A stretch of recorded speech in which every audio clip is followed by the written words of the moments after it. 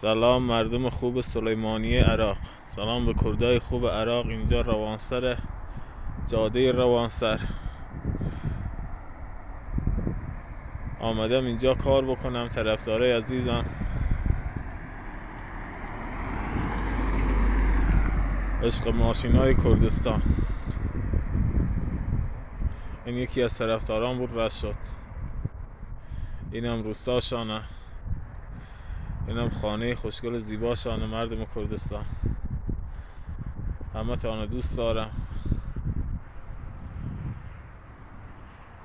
دیگه گوش به حرف کسی هم ندین. اگه فوشی هم پشت سرم زدن دروغ میگن. مزدورای سپاه هستن، همه شان مزدور هستن. اگه فوشی دادن دیگه به حرفشان گوش نکنی.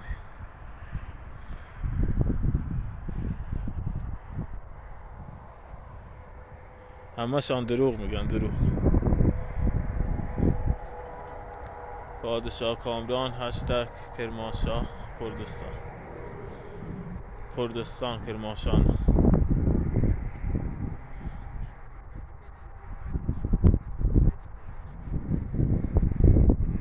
اینم آسمانی کردستان. الان معجزه ازش رد شد. معجزه واقعی الله. بیش از 2000 تا معجزه زنده واقعی.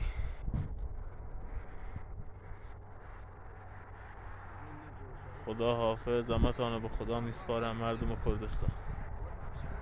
هشتگ پادشاه کامران.